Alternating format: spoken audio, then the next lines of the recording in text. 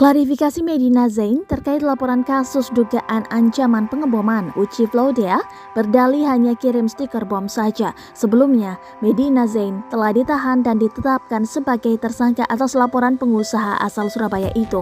Meskipun sudah jadi tersangka, pihak Medina Zain tetap membantah dugaan kasus tersebut. Kuasa hukum Medina Zain, Razman Arif Nasution, mengatakan kliennya tidak melakukan pengancaman pengeboman terhadap pelapor. Pun ia mengungkapkan penjelasan Medina Zain terkait dugaan tersebut.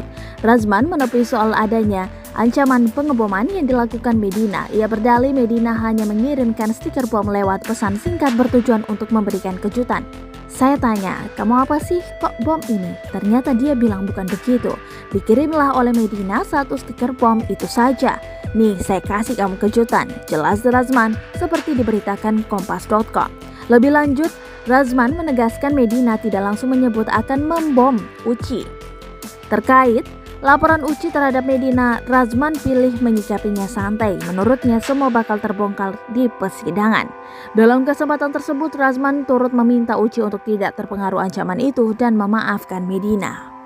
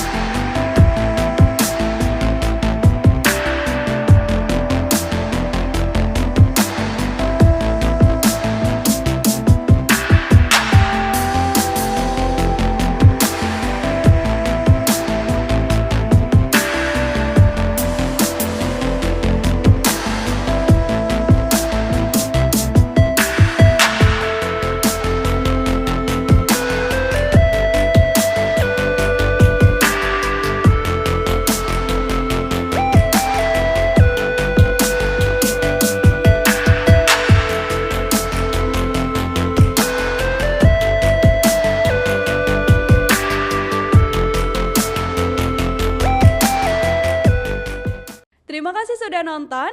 Jangan lupa like, subscribe, dan share ya.